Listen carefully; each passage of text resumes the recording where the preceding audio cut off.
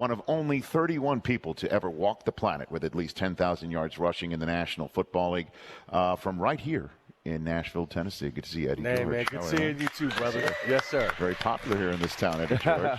Very popular here. Listen a little bit, you know. Well, I mean, you sat down, you asked me what I thought about Nashville Yes. for the draft, and I'll repeat it right here. Not only has Nashville knocked it out of the park, but Nashville has definitely changed the way the NFL is going to look at housing the draft from now on. And if this is now like a bidding process like the Super Bowl, as you know, when teams and cities bid for the Super Bowl, more often than not, the ones that do it right are put in a rotation where they come back around. There's no question Nashville's going to be in a draft rotation. I'm so pleased to hear that. No doubt. I served on the committee to help get the draft here. Just some videos here and there, nothing major. Sure. But this is a gem of a city. And you know, I think the Predators had their run about 2 seasons ago, and it was magical. It was just beautiful on Broadway, and all the bars, the watch parties, and just the energy, the weather, everything was perfect for it. And last night, just seeing the stage, the setup, everything was just so well done, and it looked good. It looked amazing. In person, it looked good. We have a set at Tootsie's. Well, not in Tootsie's, but we created a set that comes out into Broadway, and there was a brilliant idea. Whoever came with it, I need to shake the hand of that person, the people of the NFL Network.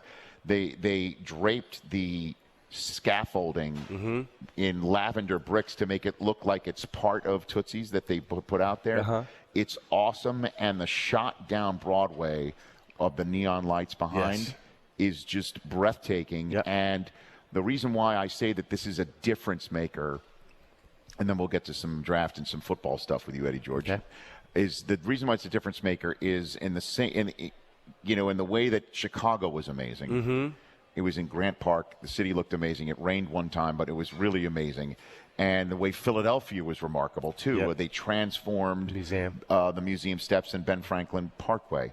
And last year was wild to be in a stadium that size for the Dallas Cowboys. Those are all places that needed to be transformed to have a party. There you go. Yep. Those were all places where you needed to have these tents created that had things like, say, hey, come and see the Lombardi Trophy. Put your head on a uniform with a head on it and take your picture. I haven't seen one of those yet in Nashville because you're going to have to create that stuff. It was dropped into a vibrant, living party thoroughfare already. That happens 365. That's why people from all over the world come here to have that experience. So now I think that's what I mean by transforming is the league's going to look to see, okay, what spot that already exists that's famous for existing in the manner in which it exists, can we put the draft in? Can we close off? Can we make secure and do it that way? That's why I think why I say Nashville's transforming the way that they look at it. It really was. I mean, Butch Spirited, who is part of the Chamber of Commerce, the council here, to help bring a lot of events to our city, did a fantastic job of that. I mean, he really worked hard and tried to convince the guys, the league office, to come bring the event here, and it's just been awesome. And it is $20 million just off of last night to our economy here. It's a wonderful deal, and I think it bodes well for us in the future if we bring other events like maybe the World Cup, one of the World Cup games, or hopefully a Super Bowl one day. We get the right venue, and I mean, this city has just exploded over the last 23 years since I've been here, and I'm just really proud of Nashville and what they've been able to do this week. By the way, that's an applause line for everybody here in Nashville right there. I mean, if you want to, I don't think anybody's from Nashville. They're all from out of town. No, but I think that's also a testament to Nashville that they're going to make it a destination, certainly for the draft. Eddie George here on the Rich Eisen Show. You're in a locker room and you hear a quarterback that just gets drafted by your team, and he's pissed because others passed on him. You do like that? Oh, I like it. That was me. That was me. In fact, in '96, I was 14, and the Oilers were supposed to pick me at number 9. Two running backs went ahead of me. Tim Biakabutuka. Okay. And Lawrence Phillips. Right. And they traded out that slot to go down, I think, to maybe 20, 22. Mm-hmm. And I was like, oh, wow, this is going to be a long night. Mm-hmm. And, of course, all the cameras come up to me and trying to see my reaction. You were in the green room? I was in the green room in New York. Okay. And, I'm sitting there trying to smile. And inside I'm just like, oh, my gosh, this is going to be an awful day. Seething that a Michigan man was taken before you. No question. And how he ended my undefeated season and ran for 300 yards against us. Yeah, I remember what Timmy Biaka-Batuka did. Yeah. I'm waiting for another Biaka-Batuka moment. It's coming in the next century or so. Okay, thank you for that, Eddie. Not anytime soon. But they wound up coming back up to 14, got me at 14, and I was really happy. But I told my agent when I got off the stage after I shook Tagliabue's hand, I said, listen, whatever you do, just get me in camp on time, and I'll take care of the rest. And that led to me, having a Rookie of the Year season, a few Pro Bowl seasons in a row. So this is a good thing for Dwayne Haskins because he felt slighted from the Heisman. Mm-hmm. He didn't get enough love there. I thought he should have got more votes as a Heisman Trophy candidate. Had 50 touchdowns. Come on, man. Come on. Against elite competition. And now with the draft, and I don't know what the Giants were thinking, but I thought he was definitely going to be a New York Giant. But that's what you have to have. He's going to come in with a chip on. And he says it. I'm coming in with a chip on the shoulder, on my shoulder. I'm pretty sure he's like, listen, just sign me today. It doesn't matter. And now he's going to face the team twice a year? Right, yeah. Oh, this is going to be beautiful. But there's no one in the locker room that's thinking right now, hey, he should be excited to be here and not have a chip on his shoulder to be here. You want that. I mean, for Washington, hey, look, you want a quarterback with a chip on your shoulder. Right. From the area, too, his family's got to be ecstatic. Yeah, Washington's got to be ecstatic, too. We had him on the show last week, and he's got a lot on the ball. He's a sharp kid. And he would not say the word Michigan. He would not say the word. It was funny. He said that, and I pointed that out to him. Twice he said that, right? And I'm like, what if the Lions take you? And he says, I will say that I play in Detroit. That's what he said.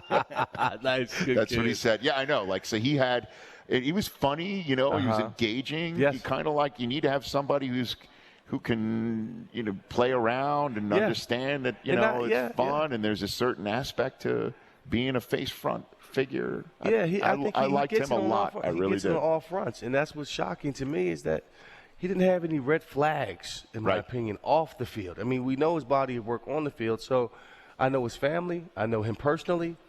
He's matured into a fine young man. And what a way for his – and I will bring this up, and then we'll drop it. The way that he came in the big house, J.T. Barrett, who probably got every snap under the planet, right? Yes. Because he is the all-time – he's a GOAT at Ohio State, goes down in the big house. And I told him this when he was on the phone. I'm like, I thought that game was a wrap because here comes the backup. And that kid was like, oh, man, where did that throw come from? You're probably hoping that you didn't hurt JT. So for which – so what better way to prove you can come off the bench, you can do this through natural ability and whatever preparations that you have. And he talked up Coach Day and all that stuff. So. He's well coached. All right, now we will drop it. Eddie George here on the Rich Eisen Show right here on the program. And then, obviously what's going on here with the Titans. What do you think about what's happening with this franchise here? They took a defensive tackle last night, not obviously the sexiest pick, but a very crucial position right here. What do you think about the Titans right now? I think they're headed in the right direction.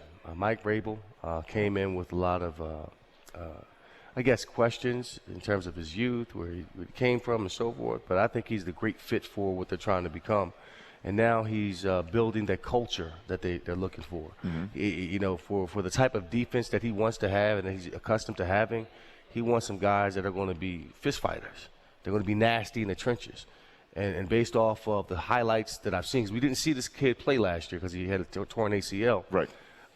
Based off of what I see, when he's healthy, he's very disruptive. And had he been healthy, he'd probably been top 5. So they're banking on the fact that he's going to come back healthier, probably did the due diligence on his knee. He's probably in line to be healthy again. And they're saying he can be a true difference maker on the defensive line because they're in a conference where they have to face Deshaun Watson twice, Andrew Luck, now Nick Foles. twice. And these are quarterbacks that can get it done. So they're going to have to get heat up front, and that's what they needed. So I kind of know the answer to this question, so I'll ask it anyway because I'm going to be eager to hear it. How do you like the way Derrick Henry runs the football here? On. I like the second half of the year. He was. I mean, it was Dr. Jekyll and Mr. Hyde. Well, right? or we could just say it clicked. It did. Something it really may have did. clicked for him. Yeah, he ran with. Oh my gosh! More passion, desire. He ran with more a sense of urgency. Do you think that's the Derrick Henry? I know that's from the Derrick. now on. But that's how he ran in Alabama. He did. I know. That's how he ran in high school. So it took him some time to figure it out. He was a backup behind DeMarco Murray for the first 2 years, so he had to accept that role. So he got accustomed to running that way and trying to hit the home run every single time when he should allow the game to come to him. And once he got settled and being in that role of saying, okay, I got time to set up my runs, I can impose my will, I don't have to score a touchdown every time, he's just become a beast, a man among men. Right. I mean, that 99-yard run, how many stiff arms did he lay on amazing. He was awesome. It's one of the greatest 99-yard run I've ever. There's only two guys to ever do it. Right. And that was Tony Dorsett and him. But my God, that's incredible. Yeah, against his team. Yeah, I know you're shaking your head. The Jaguar fan is nodding his head. Your team, your great Jacksonville Jaguar defense. Jalen Ramsey, Miles Jack, all these guys. Still getting stiff-armed to this day. I love it. I love twisting into Jacksonville's ribs. I love it. Beat you 3 times in one year in '99. Remember that? Remember that? All 3 losses came to us. This fella beat everybody else in the league but us. With his Duval County pride coming here thinking, hey, I'm going to see Eddie George today, and now he's getting but that's the thing I love about you, Eddie, and the one thing I want to bring up here is, when the NFL Network started, you were already 6-7 years into your career, 2003, and my favorite matchup was you versus the Ravens and Ray Lewis waiting in the hole. Fans are already clapping I feel the same way. Where did that come from? Where did the that rivalry? Yes, sir. 96. We both in '96 draft. Oh man, that was a good draft. Look it up. Keyshawn Johnson was 1. I was 14. Jonathan Ogden was 4. Kevin Hardy, Simeon Rice, Terrell Owens. Yeah. Ray Lewis was also in that draft. So we kind of knew each other by going to different award banquets and so forth, right. and became really good friends.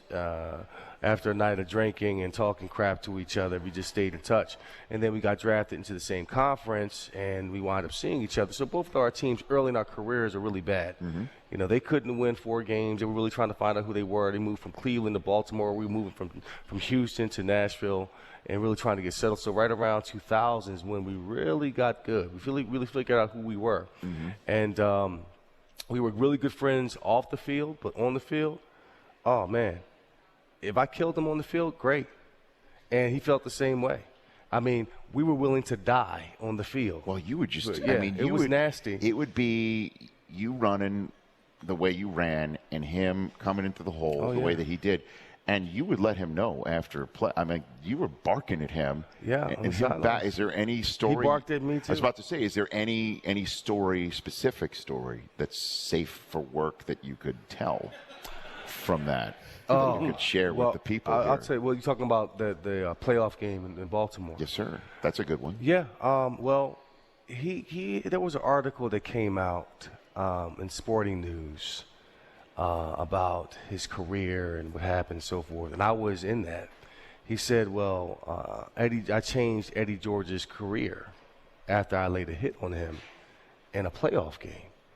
I'm thinking, okay, what hit is this? When did I ever go out of a game and when you hit me or laid me out? There was one in the Memorial Stadium in '97. That was a good hit.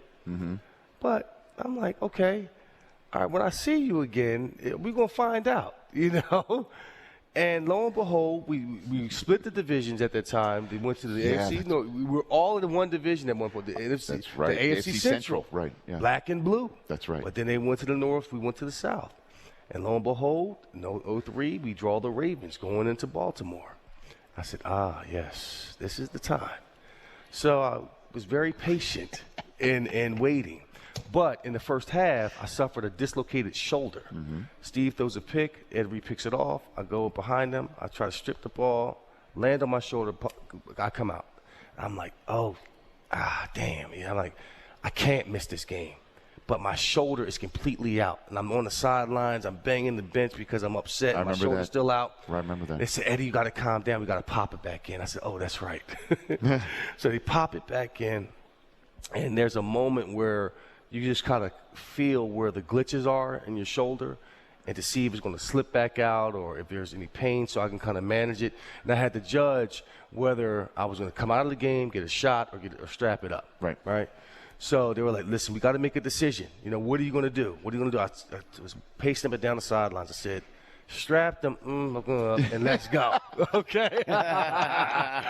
So they take me to the locker room, strap it up, and I came out, and I was focused, and we were going back and forth. And then I think in the third quarter or the fourth quarter, that moment happened. I saw him. Our eyes met. Your eyes met on the field. Well, let me set it up. Yeah. The hole opened up going to the right. He comes through. Our eyes met. And I was like, okay, now's your time to lay me out. This is the moment where you're supposed to own me. Yeah. Let's see what happens on this result. Mm-hmm. And everything in me, man, he came up high. I caught him by the throat and then tried to drive his head through the turf and then got up and we just said whatever we had to say to each other and that was it. But that was a game, Rich, that I felt like I can go out today and still play because of the emotional energy that I had. Well, we felt it. Right? Yeah, my legacy was on the line, you know, and I felt, you know, you felt disrespected. And that's the type of wars that we had. But today, he was in Nashville not too long ago. Mm-hmm. We smoked cigars and talking about having a podcast together, talking business together. And that would be great, yeah, by the way. Yeah, absolutely. I'd love to be a guest on that. We would love you to be a host on that. How about that? I would love to try that. Yeah, let's do that. That's really seriously. Let's talk about that. Okay, that would be great. Yeah. You already have some download listeners right over there. And just to describe to the people in the radio audience who aren't seeing this, to show just how Nashville does know how to hit the moment. As you were telling that story, the sun was going in and out of the clouds, and it was getting like a great scene set. Are you serious? Yeah, I don't know if you guys noticed this here. Like the sun goes down just as you were telling the story, and then it comes out bright as you start talking about hitting Ray Lewis. Nashville really knows how to set the scene, man. Oh, man. Great to see you, Eddie George. Man, no, I really enjoyed it. Let's stay in touch. Obviously, we're always in touch. But we'd love that. Wow, you and Ray doing a pod. That would be something else. Yeah, At Eddie George 2727 on both Instagram and on Twitter. 4-time Pro Bowler, Heisman Trophy winner Eddie George right here on the Rich Eisen Show. Oh, before I let you go, did you vote for Kyler? No, you didn't. You voted for Dwayne for the Heisman. I won't say who I voted for. Oh, come on, Eddie. I got me in trouble before in these parts. When 97, and I voted for Charles Woodson over Peyton Manning, and they grilled me here in Tennessee. Probably still do. Yeah, well, you know what? 20 years ago. It's 20 years ago, but they still They hold on. They still talk about 96 when we played them in the Citrus Bowl, a game that really didn't matter. How they beat us in the rain. I'm still hearing about it everywhere I go. Oh, we stopped you on the goal line. I'm like, oh, it's a Citrus Bowl. You're going to get a bowl jacket, the rain. Good job. Whatever. Well, but, you can't be blamed for making the right choice by choosing a Michigan man. Oh, wow. Thanks for coming on. Eddie George, everybody. Eddie George. For more of The Rich Eisen Show, tune to Audience Channel 239 on DirecTV for free on BR Live or download the Rich Eisen Show app.